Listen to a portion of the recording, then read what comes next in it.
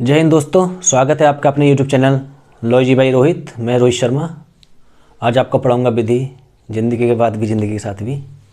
जैसा कि आप लोग जानते हैं कि उत्तर प्रदेश न्यायिक सेवा परीक्षा में जो 9 मान्य एक्ट जोड़े गए हैं, जो हमने आपसे बोला है कि उसको 10 दिन में हम समाप्त कराएंगे, जिसमें हम एक अधिनियम कल समाप्त करा चुके हैं। आज उसके एक नया अधिनियम आज स्टार्ट करने वाले हैं, जिस अधिनियम का नाम होगा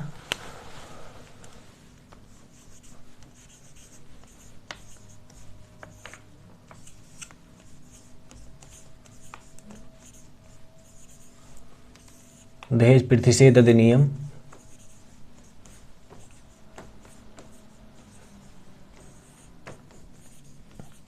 1961।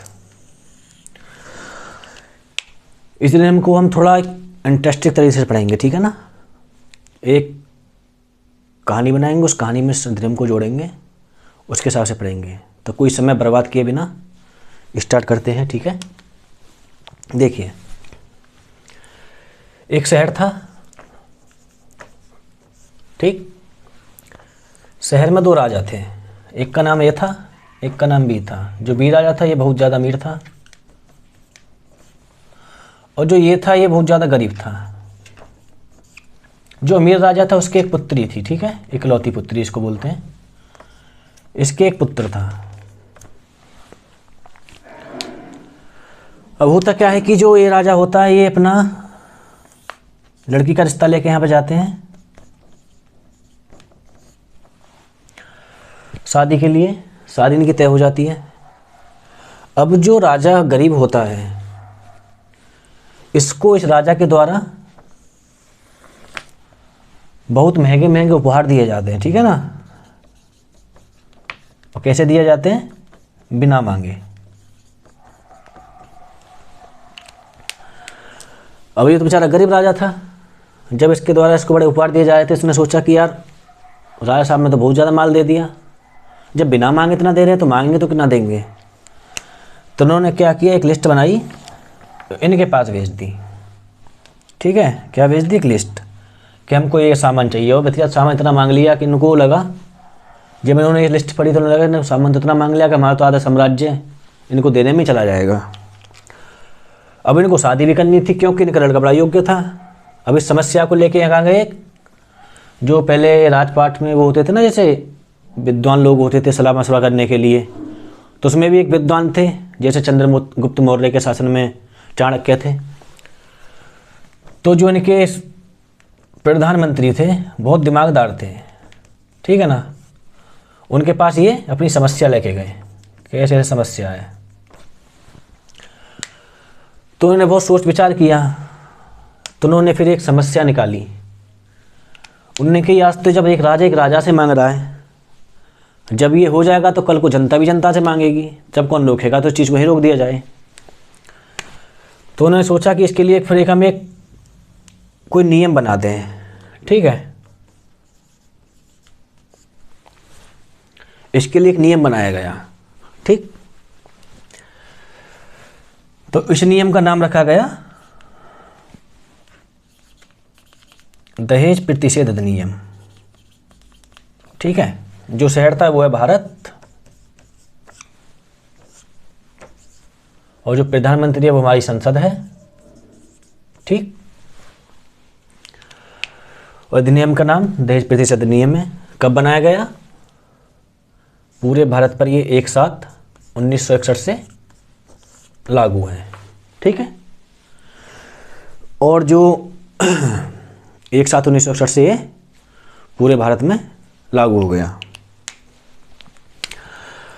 अब ये जो अधिनियम बनाया गया, अब इस अधिनियम में क्या क्या चीज़ें रखी गई, देखिए। अब ये बना अधिनियम। अधिनियम में पहली चीज़ जोड़ी गई कि दहेज होगा क्या, ठीक है ना, कि दहेज होगा क्या। तो उसमें बताया कि दहेज के अंतर्गत आएगा, मान लीजिए, एक विवाह का पक्षकार,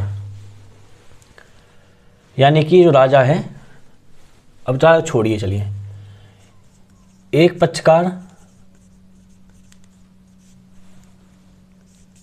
दूसरे पक्षकार को कुछ वस्तु देता है या कोई संपत्ति देता है, ठीक, या एक पक्षकार का माता पिता या कोई व्यक्ति अन्य पक्षकार को अन्य व्यक्ति को कोई संपत्ति या मूल्यवान प्रतिभूति देता है। मूल्यवान प्रतिभूति का मतलब होता है जैसे आपके आईपीसी की धारा 30 में बताया गया है, ठीक है ना। तो इसमें क्या बताया कि दहेज क्या होगा, जब एक विवाह के पक्षकार द्वारा दूसरे विवाह के पक्षकार को या एक विवाह के पक्षकार के माता पिता के द्वारा एक विवाह के पक्षकार के माता पिता अन्य व्यक्ति को कोई वस्तु या मूल्यवान प्रतिभूति दी जाती है तो वो दहेज के अंतर्गत आएगी। ठीक, मूल्यवान प्रतिभूति क्या होती है, जो दंड भारतीय दंड संहिता की धारा 30 में बताई गई है। लेकिन इसमें क्या हुआ, आप जानते हैं हिंदू विधि और मुस्लिम विधि अलग अलग हैं, तो मुस्लिम विधि के अंदर जो मेहर है वो दहेज के अंतर्गत नहीं आएगा। ठीक, जो दहेज उस अधिनियम में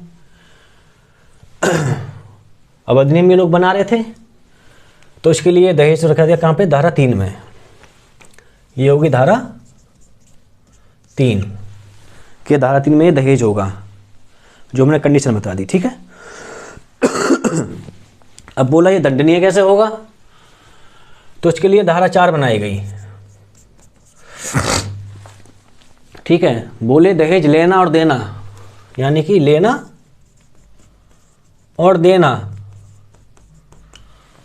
दोनों ही दंडनीय होंगे। ठीक, कोई दहेज मांग देगा या लेगा, क्या होगा, दोनों ही दंडनीय होंगे, उनको कोई दुष्प्रेरण करेगा तो उसके लिए सजा रखी गई। सजा क्या रखी गई, जो कोई दहेज लेगा या देगा वो 5 वर्ष तक के कारावास से और 15,000 रुपये के जुर्माने से दंडनीय होगा। ठीक, अब अधिनियम बना रहे थे प्रधान जी, हमारे प्रधान जी को हमारी संसद। अब बोले चलो दहेज क्या, हमने बता दिया दहेज क्या होगा। अब बोले ये तो चलो दहेज हो गया ऐसे मांगने वाला, अगर किसी ने किसी को कोई वस्तु दी और वो दहेज के मतलब से ना दी, अपनी मोहब्बत से दी, मतलब एक सम्मान पूर्वक दी, जैसे कैसे, जब राजा साहब ने रिश्ता तय किया था तो जो उपहार भेजे थे बिना मांगे दिए गए थे, तो धारा 3 में यही बता दिया गया कि जो उपहार हैं, ये कहाँ पे बता दिया, धारा 3 में, कि कोई सप्रेम कोई भेंट देता है या कोई उपहार देता है तो वो दहेज के अंतर्गत नहीं आएंगे। ये धारा 4 में बता दिया गया। ठीक है, इसी के साथ लेना देना तो होगा, लेकिन कोई उपहार स्वरूप दे रहा है तो वो कोई दहेज नहीं माना जाएगा। ठीक, अब बोले चलिए ये भी हो गया, और कोई नियम जोड़ा जाए इसमें, बोले हाँ, तो ये तो लेना देना हो गया। बोला जो दहेज मांगेगा ना, मांगना, वो भी दंडनीय होगा। वो कैसे, लेना तो हो गया मतलब शादी के टाइम पे जो पहले ही मांग लिया था, ठीक है ना। अब जो धारा मांगना का हुआ धारा 5 के अंतर्गत,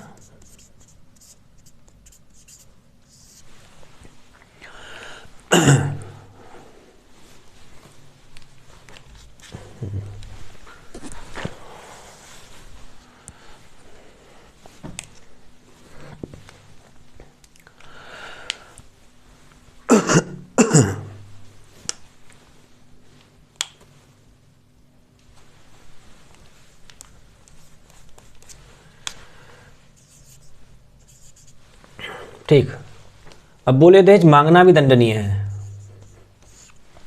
ठीक है, कि धारा 4 रख के बता दिया मांगना दंडनीय। मांगना कैसे है, मान लीजिए कोई शादी से पहले दहेज मांगेगा कि हमको ये चाहिए वो चाहिए या वो चाहिए, ठीक है ना, तो वो भी दंडनीय होगा। वो कहाँ दंडनीय होगा, तो धारा 4 के अंतर्गत दंडनीय होगा, जिसके लिए 6 माह से लेकर 2 वर्ष तक का कारावास हो सकता है।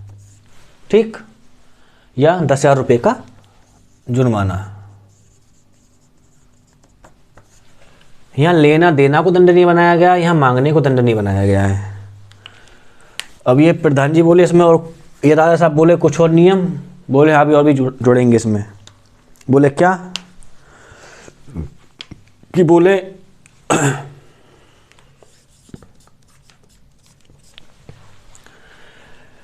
कि जैसे आपने अपनी इस पुत्री के विवाह का प्रस्ताव भेजा था, अगर तुम यहाँ कोई स्वयंवर करते, ठीक है, और स्वयंवर के लिए कोई नियम रखते कि मैं अपना राज्य उसको दे दूंगा, इतना पैसा इसको दे दूंगा, या उसका प्रचार करते, तो वो भी दंडनीय होगा। वो दंडनीय कहाँ पे होगा? वो धारा 4A के अंतर्गत दंडनीय होगा। क्या? कोई अपनी शादी के लिए, कोई माता पिता किसी बच्चे की शादी के लिए प्रचार करता है कि हमारे बच्चे से विवाह कर लीजिए, इतना पैसा मिलेगा, या आप शादी करेंगे तो इतना पैसा हम देंगे, सब कुछ क्या हो गया? ये भी दंडनीय बनाया गया। कहाँ बनाया गया? धारा 4A के अंतर्गत, ठीक है ना। इसके लिए भी 6 माह से लेके 5 वर्ष तक का प्रावधान किया गया है, और 15,000 रुपये जुर्माना। ठीक।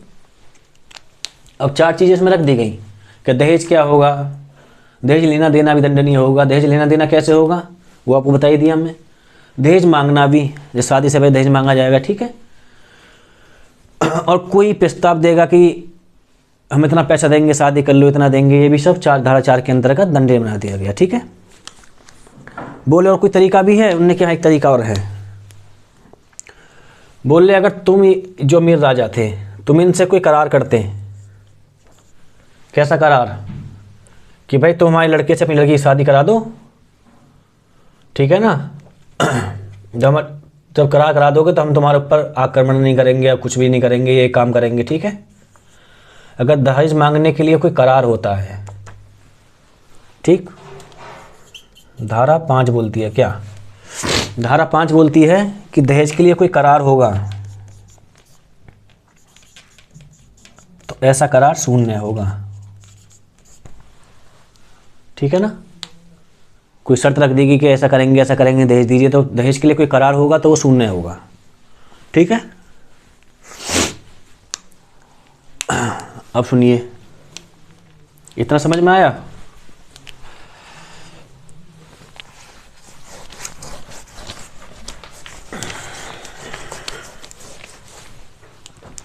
धारा 5 तक हम पढ़ लिए। अब मान लीजिए जैसा कि कोई, अभी निर्मला साहब ने क्या किया, लड़की की शादी अपनी यहाँ कर दी, ठीक है। प्रधानमंत्री से बोले कि प्रधानमंत्री साहब हमारी लड़की को हमने कोई चीज़ देना चाहते हैं, ठीक है ना। कि इसके नाम इतनी संपत्ति, इस लड़की के नाम क्या है, पुत्री के नाम कोई संपत्ति है। आज के टाइम में बोल लो कोई एफडी करा रखी है या कोई बैंक में पैसा जमा करा रखा है। ये बोल रहे हैं कि भाई हम ये जो पैसा है इस पुत्र के नाम इसको भेज दे रहे हैं, इसके लिए, ठीक है ना। ये शादी के बाद इसको दे देगा, ठीक।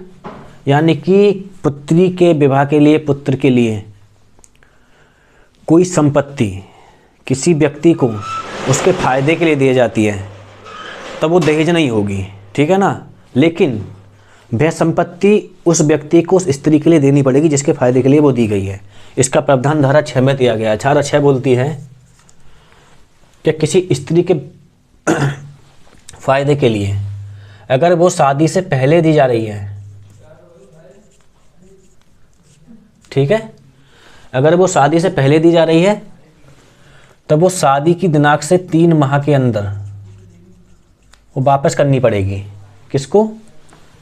स्त्री के लिए, ठीक है ना, जिसके फायदे के लिए दी जा रही है।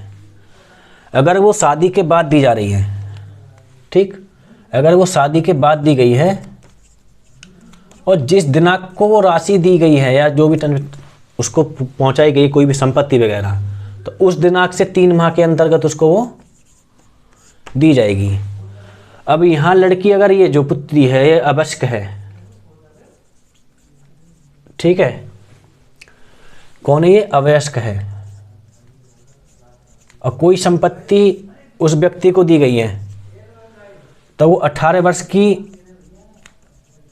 उम्र पूरी करने पर उसको दे दी जाएगी, ठीक है। ये प्रावधान कहाँ दिया गया है? ये धारा 6 में दिया गया है, ठीक।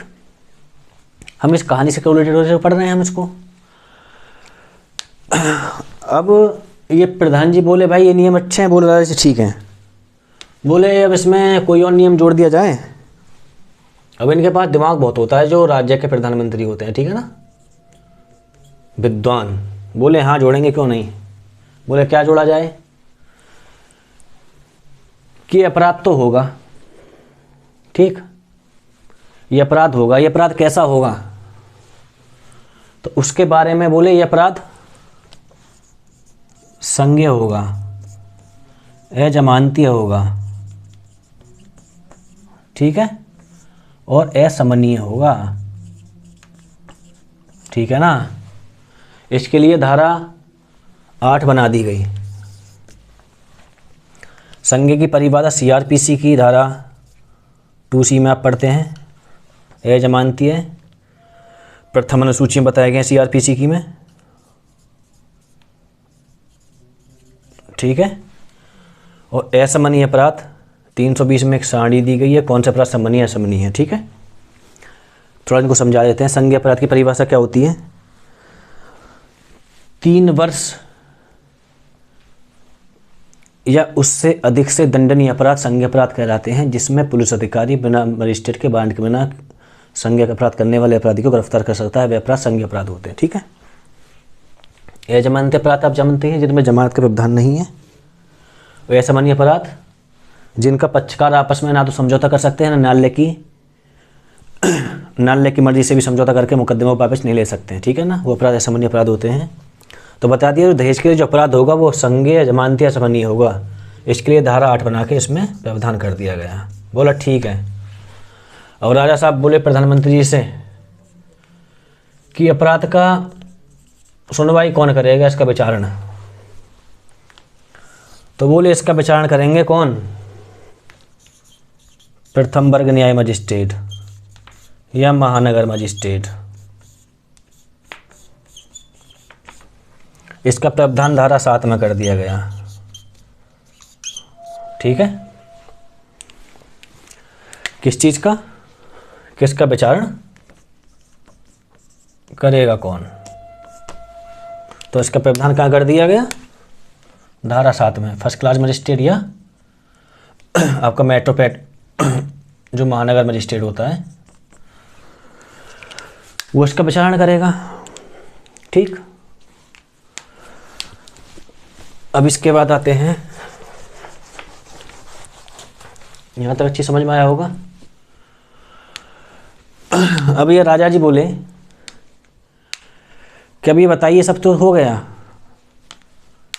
अब मान लीजिए कोई मामला आता है कि दूसरा पक्ष कहता है मैंने सबूत तो मांगा ही नहीं है जी, ठीक है ना। जो मान लीजिए आपके जो इन्होंने आरोप लगाया इन पे कि आपने दहेज मांगा है, ठीक है, और ये बोलते हैं जी हमने तो दहेज ना मांगा, ठीक है। तो अब कैसे मालूम पड़ेगा नहीं मांगा है। बोले अगर तुमने आरोप लगा दिया है और शादी तय हुई है, इसका आपके पास सबूत है कि शादी तय हुई है, शादी होने वाली है, ठीक, तो यह साबित करने का भार, क्या साबित करने का भार कि दहेज मांगा गया कि नहीं मांगा गया, किस पे होगा, मांगने वाले पे होगा, यानी कि ए पे होगा, ठीक है। तो इसका प्रावधान कहाँ दिया गया है, 8A में, धारा 8A क्या बोलती है कि सबूत का भार किस पे होगा, सबूत का भार दहेज मांगने वाले पे होगा, ठीक है। सबूत का भार का प्रावधान एविडेंस की धारा 101 में दिया गया है, ठीक है ना। धारा 101 में बोला गया है कि जब किसी व्यक्ति को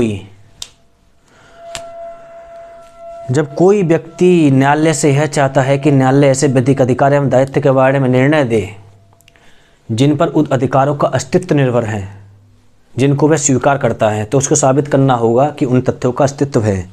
जब कोई पक्षकार किन्हीं तथ्यों का अस्तित्व साबित करने के लिए तैयार होता है तो सबूत का भार उसी के पर होता है। यही धारा 101 एविडेंस में बताया गया है, ठीक है। तो सबूत का भार किस पर होगा? दहेज मांगने वाले पर, मतलब ए पर होगा। ठीक है। अब बोले कि दहेज तो मांग लिया, अब कोई ऐसा भी होना चाहिए जो इन दहेज फहेज पे निगरानी रखे, इसको कानून को लगाए, मालूम पड़े कि कानून काम कर रहा नहीं करना, कर रहा है, कैसे करेगा नहीं करेगा। ठीक है ना। तो उसके लिए क्या किया गया? उसके लिए दहेज प्रतिषेध अधिकारी,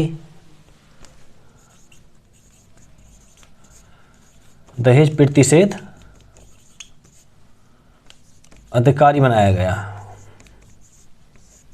ठीक है। जिसका प्रावधान धारा,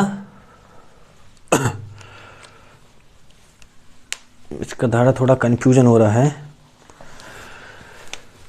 जब ये जितना प्रावधान बना दिया गया, जब राजा जी बोले कि इनको लागू कौन कराएगा, तो उन्होंने प्रधान जी बोले कि इनके लिए भैया एक अधिकारी बना देते हैं जिसका नाम होगा दहेज प्रतिषेध अधिकारी। ठीक है ना।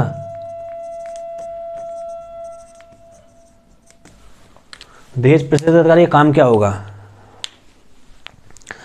दहेज प्रतिषेध अधिकारी को राजा के द्वारा नियुक्त किया जाएगा और ये उपबंध को लागू कराएगा, ये इसका काम है।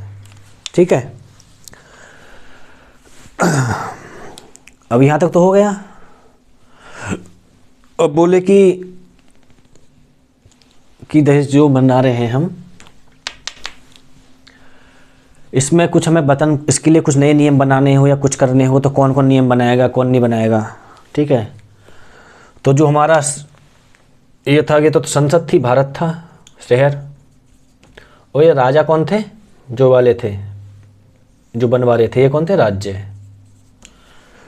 तो धारा 9 में बताया गया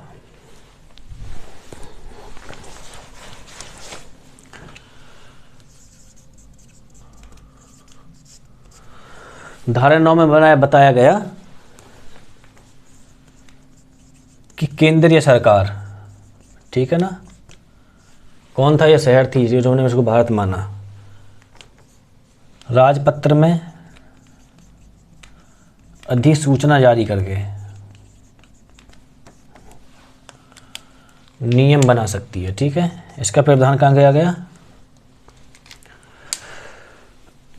इसका प्रावधान धारा 9 में दिया गया है।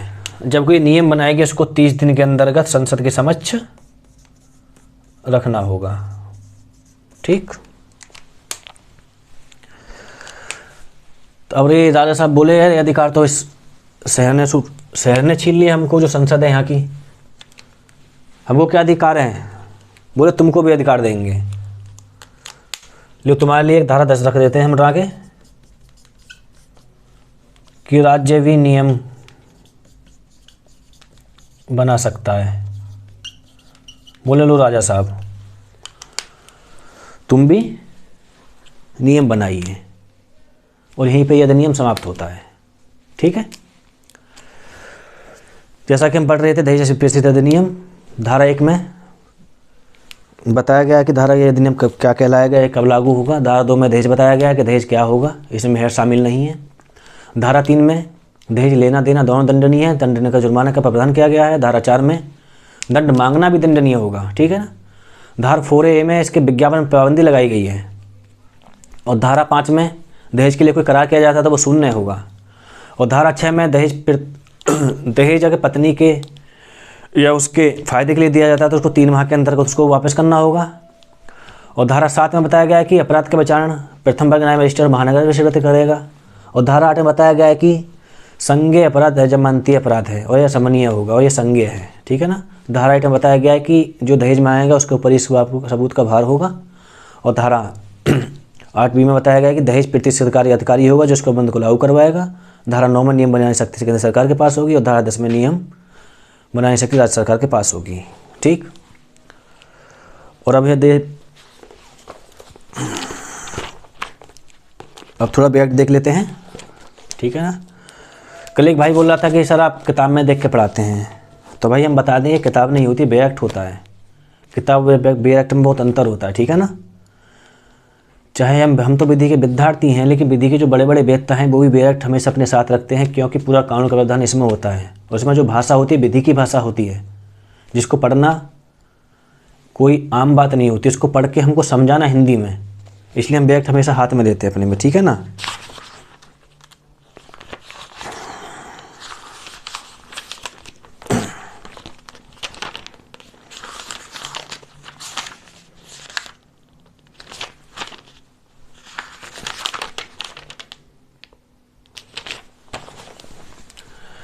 ये तो पूरा उतार लिया होगा ना।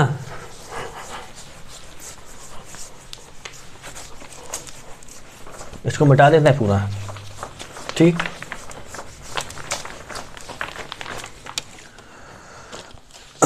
तो दहेज अधिनियम आपको पूरा समझ में आ गया होगा। एक बार और आपको बता देता हूँ मैं क्या क्या है इसमें। धारा 1 में बताया गया है कि यह अधिनियम कब से लागू होगा, 1/7/1961 से लागू होगा, ठीक है। धारा 2 में बताया गया है कि दहेज क्या होगा, ठीक है। धारा 3 में क्या बताया गया है, दहेज लेना और देना दोनों दंडनीय हैं, ठीक है। धारा 4 में क्या बताया गया है, धारा 4 में बताया गया है दहेज मांगना भी दंड है, ठीक। धारा 5 क्या बोलती है, धारा 4 रह गई। 4 बोलती है कि कोई विज्ञापन देगा अपनी शादी के लिए कि हमारी शादी कर लो, इतना पैसा देंगे, प्रस्थापना करेंगे, जिसका कोई माता पिता देंगे तो वो दंडनीय बनाएगा। धारा 4 में धारा 5 बोलती है कि कोई दहेज के लिए करार करेगा तो वो करार शून्य होगा, करार के बारे में प्रावधान करती है। धारा 6 क्या बोलती है, धारा 6 बोलती है कि कोई दहेज या एक उपहार पत्नी या उसके फ़ायदे के लिए कोई दिया जाता है ना, तो उसको वापस करना होगा, किसको, जिस व्यक्ति को वो दिया जाता है। देखिए 4 साल में PCSJ की वैकेंसी आई है, और अब जैसा भी जानते हैं कि उत्तर प्रदेश में न्यायिक सेवा परीक्षा में वैकेंसी बहुत लेट आती है, 3-3 4-4 साल लोग तैयारी करते हुए निकल जाते हैं। और मैं सलाम करता हूं लोगों को जो इतने लंबे समय से लगे हुए हैं, क्योंकि देखिए हर तरह का एक समाज का, परिवार का हर तरह का एक भार होता है, क्योंकि एक समय तक तो सब अच्छा लगता है, लेकिन समय बीत जाने के बाद बहुत चीज़ बुरी लगती है, क्योंकि आज समय है कल, क्योंकि पता है कोई चीज़ तैयारी करते हैं अगर बहुत लंबा समय हो जाता है, लोग पूछते तेरा क्यों नहीं हुआ, क्यों नहीं, लेकिन उनको नहीं पता कि भाई पढ़ते पढ़ते बीत गया समय, लेकिन वैकेंसी नहीं आई। अच्छी वैकेंसी है, मेहनत कर लीजिए, पढ़ लीजिए, और पेशेंस जो लोग अब तक बनाए हुए हैं इस समय तक, बहुत मेहनत का काम है, क्योंकि उत्तर प्रदेश न्यायिक सेवा परीक्षा में PCSJ की 303 वैकेंसी आई हैं, बहुत समय बाद आई हैं। इसलिए आपसे यही कहूँगा, जो लोग 3-4 साल 2 साल बेचारे कंटिन्यू लगे हुए हैं, उनसे जाके पूछिए। एक शायरी है उन लोगों के लिए जो बेचारे बहुत लंबे समय से इसमें लगे हुए हैं, उनके लिए एक तरह से ये कहते हैं एक सपने की तरह वैकेंसी आई है। तो शायरी है, लोहा जितना तपता है उतनी ही ताकत बढ़ता है, सोने को जितनी धार लगे वो उतना प्रखर निखरता है, हीरे पर जितनी धार लगे उतना खूब चमकता है, मिट्टी का बर्तन पकता है तो धुन पर खूब खनकता है, सूरज जैसा बनना है तो सूरज जितना तपना होगा, सूरज जैसा बनना है तो सूरज जितना तपना होगा, नदियों सा आदर पाना है तो पर्वत छोड़ निकलना होगा, और हम आदम के बेटे हैं, हम आदम के बेटे हैं क्यों सोचे राह सफल होगी, हम आदम के बेटे हैं क्यों सोचे राह सरल होगी, कुछ ज़्यादा वक्त लगेगा पर संघर्ष ज़रूर सफल होगा, हर एक संकट का हल होगा, आज नहीं तो कल होगा। समय बीत चुका है, वैकेंसी आ चुकी है, लग जाई है। इतना आपने पेशेंस रखा है समय को बचाने के लिए, अब तक लड़ते रहे हैं, सलाम है आपको। तो इसी के साथ आज एक्ट यहीं समाप्त होता है। कल एक नई एक्ट के साथ और एक नई क्लास के साथ आएंगे और पूरी कोशिश यही रहेगी कि जिस एक्ट को हम एक क्लास में स्टार्ट करें उसी क्लास में उसको एक्ट को पूरा ख़त्म कर दें, ठीक है। और जैसा कि हमने आपको बताया था कि 20-21 तारीख के समथिंग हमारी जो आपके लिए हम बुकलेट तैयार करवा रहे हैं क्वेश्चन आंसर की, वो 22 या 21-22 तारीख तक तैयार हो जाएगी। लगभग 500 क्वेश्चन तैयार हो चुके हैं, तो जल्दी आपको वो PDF फॉर्मेट में मिल जाएंगे। लेकिन हम उस PDF को आपको सिर्फ आपके व्हाट्सएप पे भेजेंगे, इसलिए अपना व्हाट्सएप नंबर हमारे नीचे कमेंट में अपना डाल दीजिएगा। जब तक के लिए जय हिंद।